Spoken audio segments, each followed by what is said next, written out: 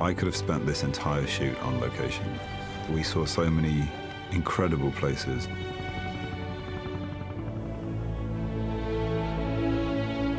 I know I'm a Kiwi, but I have to say I cannot imagine making these films anywhere but this country. Amazing. Wherever we went, it was an extraordinary experience. And here we were making a film. Go, go, go! A New Zealand film, The Hobbit.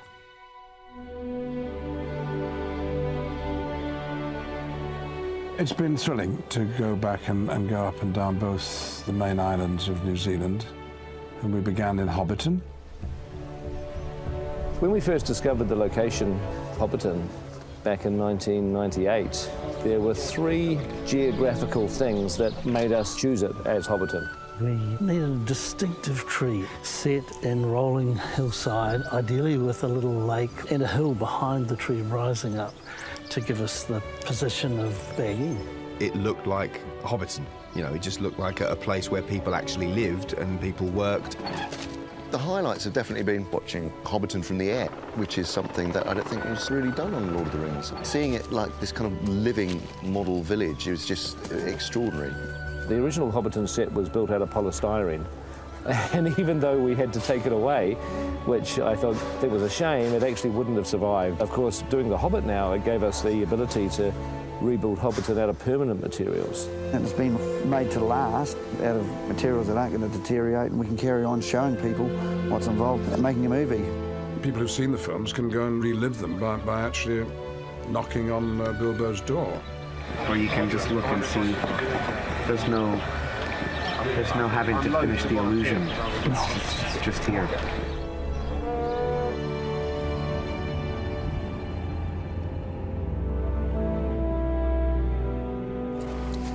Camp here for the night. Philly, Killy, look after the ponies.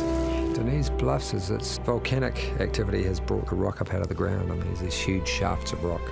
It looked like something from Jurassic Park. You can't do any helicopter shots coming over from the back because it's behind it's just ply and scaffold. But it'll all come out, I think, in a couple of weeks. And then there's going to be a permanent one put in place for as a tourist attraction.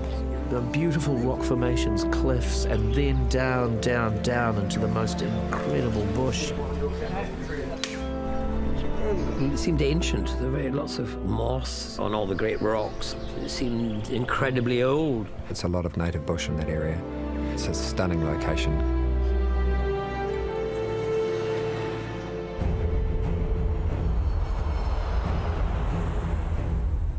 In this area, which is the Twizel area, we managed to get a bunch of shots up on a hill above Lake Pukaki. It was a beautiful vista, like it was long, wheaten-coloured kind of grass, and we'd be running through it and being chased by wargs. The landscape is really interesting geographically. We're being chased by these terrible monsters.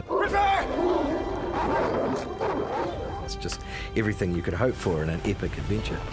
I took a photo that I sent to some friends. Dwarves on vacation. And they refused to believe that this was an actual photograph, that I hadn't photoshopped it. That place doesn't exist. And I was standing it. Here we are at base camp, ready for the big push to Rangi, Mount Cook. Behind us here is Mount Cook, which is New Zealand's highest mountain. It's where Sir Edmund Hillary trained to climb Mount Everest. It's a little less than half the height of Everest, so he basically had to climb Mount Cook twice, and he sort of had practice for Everest, basically. Very, very beautiful, huge open spaces.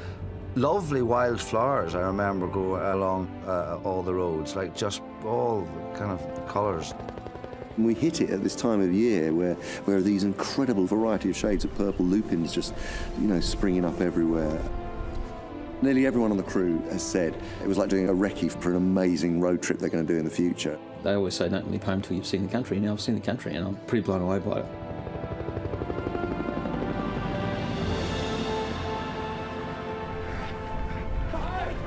So, Strathtyre, central Otago, a pretty remote location. We wanted to use this location primarily because it's a chase through the rocks, wargs, after the dwarves. So I love the idea of doing a chase that was that's spread out over a huge landscape. This is glorious about this place, is you can do 360 degrees, and there's not a satellite dish in sight.